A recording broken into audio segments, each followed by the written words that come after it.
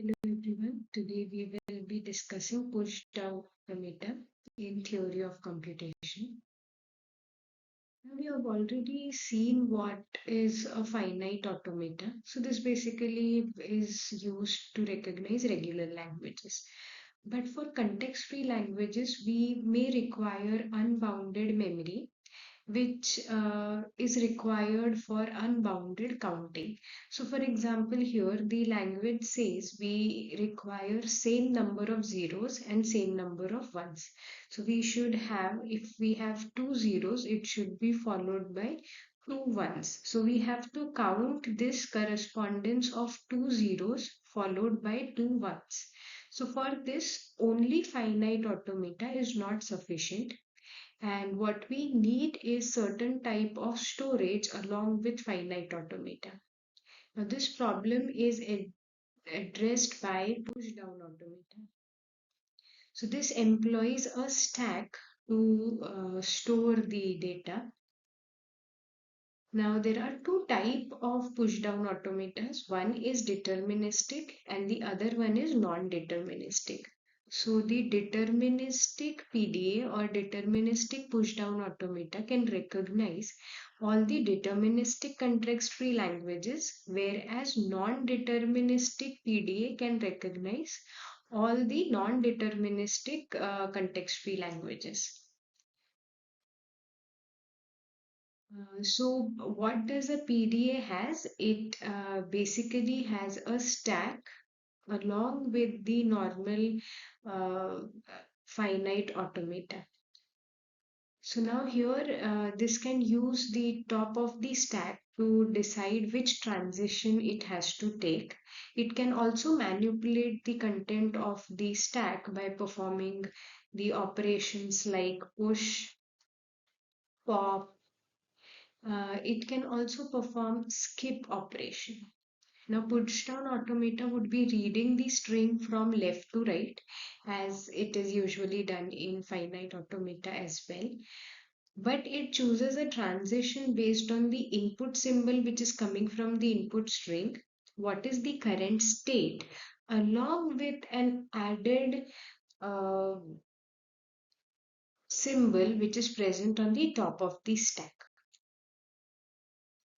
So here is the formal definition of a PDA. So it has two more extra parameters compared to finite automata. So this Q is same as set of states. This is the input alphabet from which the input string can belong to. Now what is added here is this tau, which is basically the stack alphabet or the alphabet's characters which are allowed on the stack. Set of transitions as it is there in finite automata. Q0 is the initial state.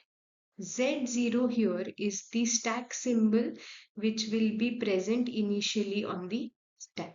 So if I say the tau can comprise of 0, 1, Z0, it means that the stack can contain either 0, 1 or Z0. So only these symbols can be operated on or placed in the stack.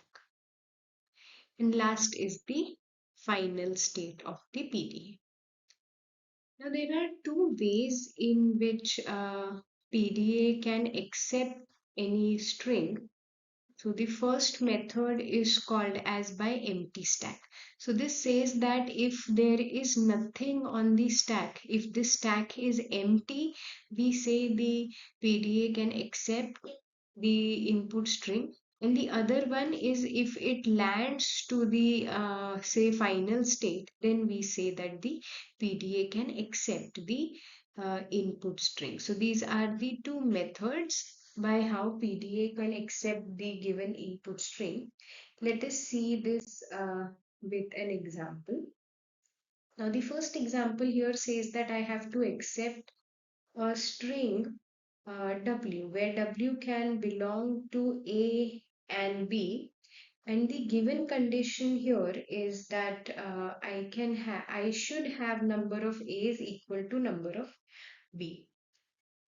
Okay, so here we have a star. So this means that I can have either A, B. Now here the sequence is also not decided. I can start my string with A. Now this A can be followed by anything. It can be followed by A, it can be followed by B. And again I can have any combination of A's and B's. The only restriction here is that the number of A should be equal to number of B. So since I have to count the number of A's and B's, we will require a stack, and this is a good problem for PDA to handle. So let us see how this can be done using the first approach of empty stack. So we say that any PDA would accept using this empty stack method if at the end in the stack there is nothing, or we say there is an epsilon. So for example, let us consider a small string to understand this. So for example, if I have A followed by B, then let's say two A's and two B's. So we have 3A and 3B. However, this sequence can be anything. So now how to design a PDA? I will start with the starting state as in case of finite automata. Now this, let us assume that we are solving for starting with A. We will also handle the other condition where it starts with B. So let us assume now that it is starting with A. So now what we assume is the stack contains an initial symbol Z0. And now what is the input coming? It is A, since we are assuming that it is starting with A. So now the input is A, and this is what we used to write in finite automata, but now we also have to write the contents of the stack. So now what we write here after comma is called as Z0, which is the initial content on the stack. So if the input is A and the stack contains Z0, then what will we do? We will push a 1. Okay, so we say corresponding to this A, we have to push 1 on the stack.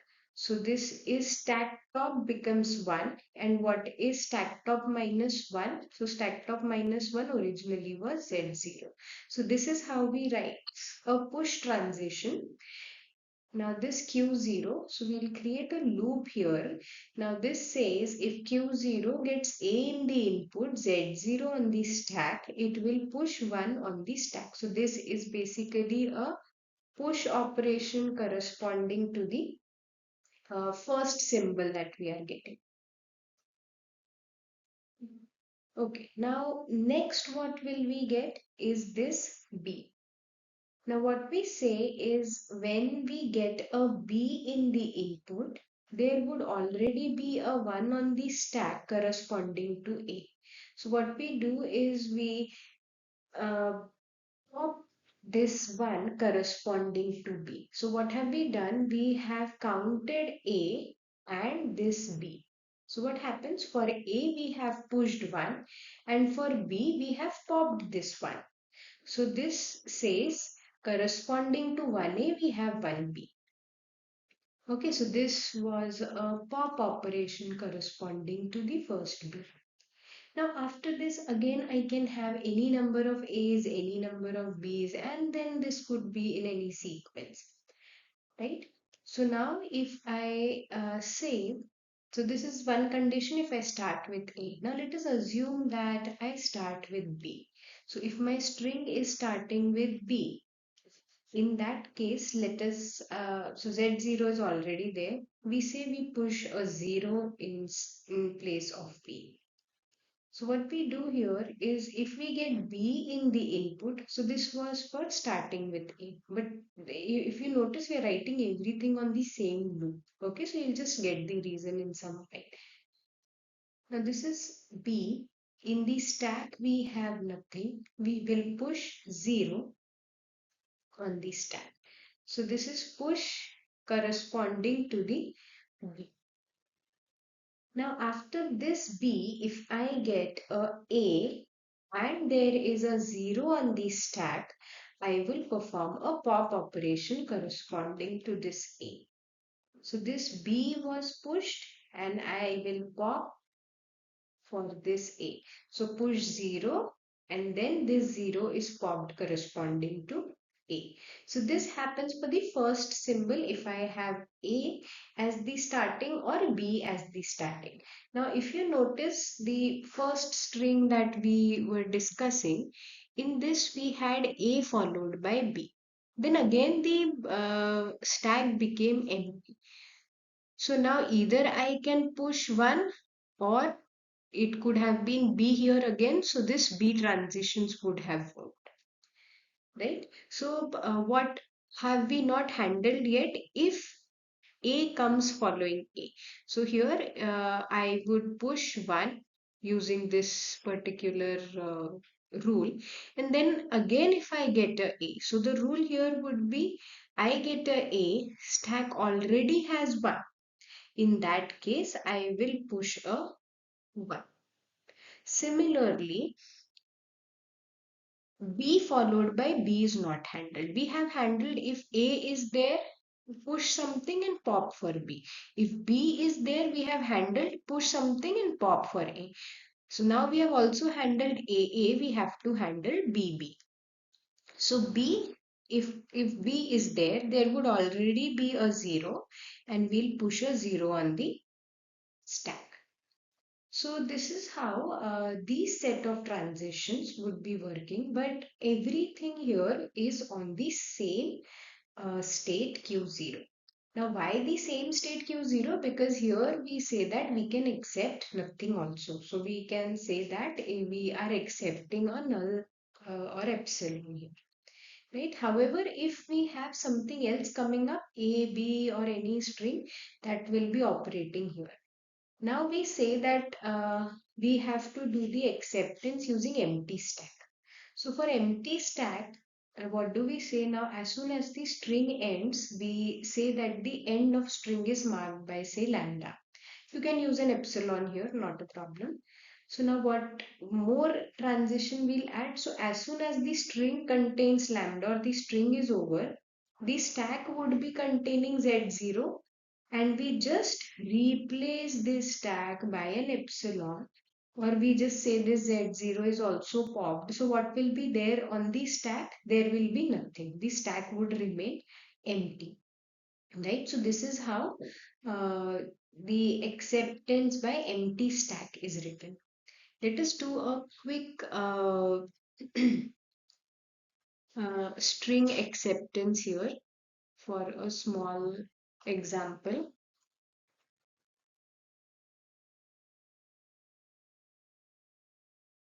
Yeah, just give me a minute.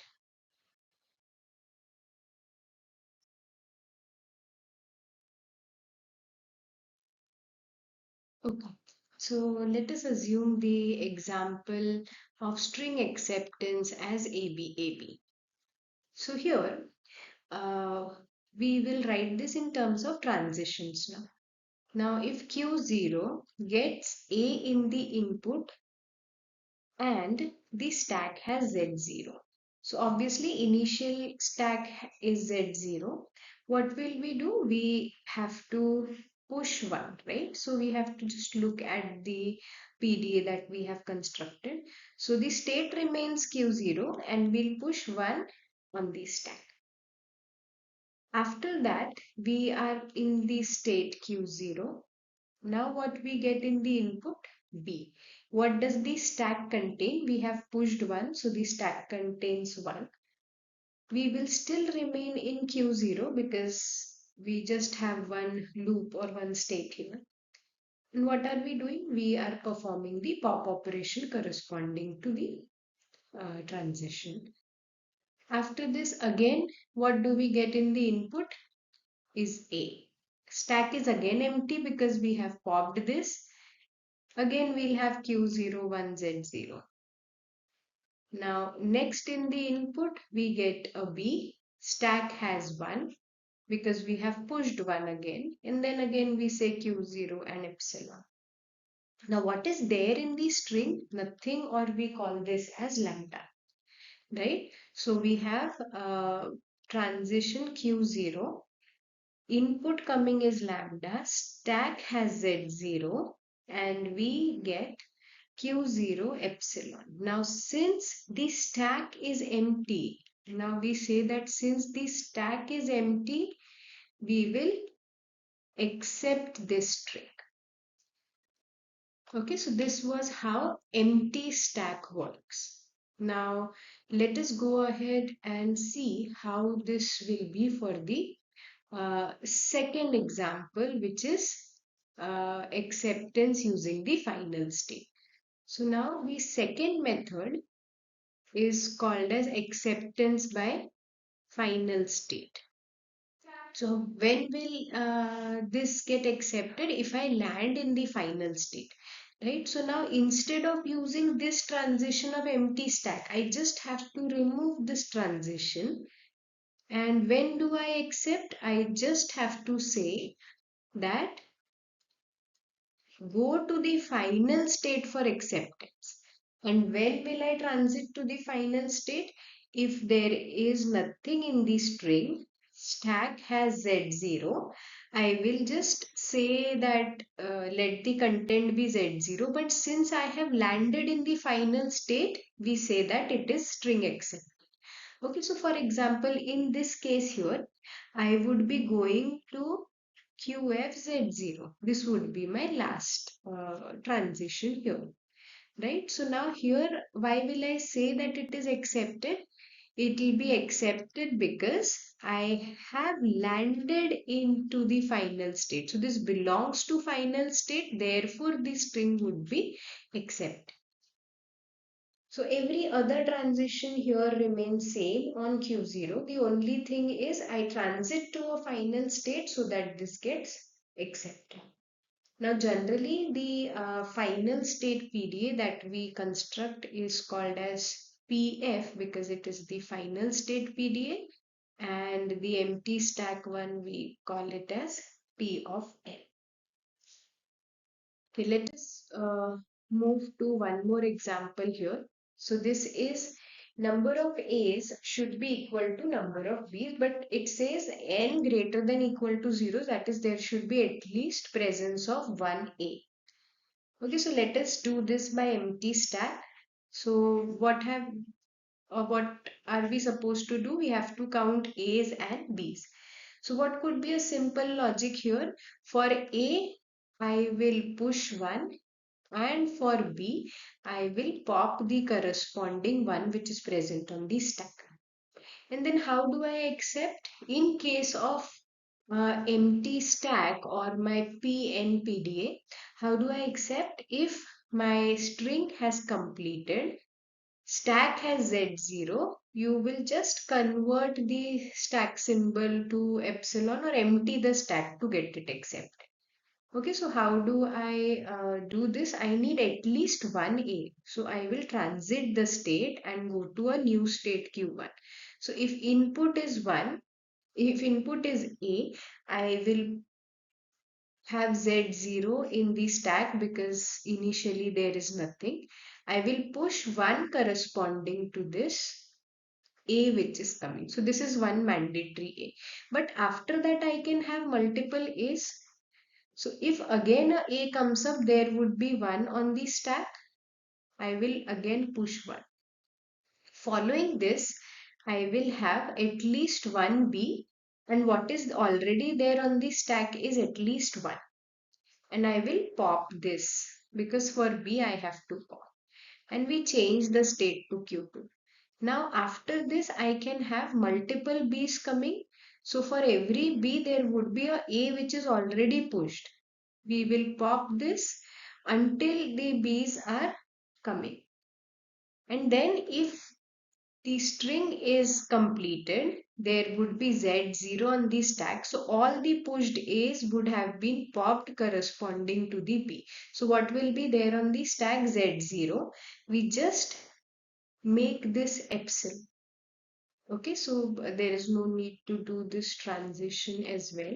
We can just have this transition here itself on the same state. So as soon as we get this, we'll have epsilon as the empty stack, and then we say it is accepted. The same thing can also be done using the final state acceptance representation. So here everything would be same till Q2. Q2 will still have the same transition, but I have to go to the final state to do the acceptance. Right? So to do this acceptance, this transition, as soon as my string is completed, stack has Z0, I let it be Z0 and go to QF so that it is accepted. So this is how the acceptance by final state works. Okay, thank you everyone. We will have more lectures on PDA after this.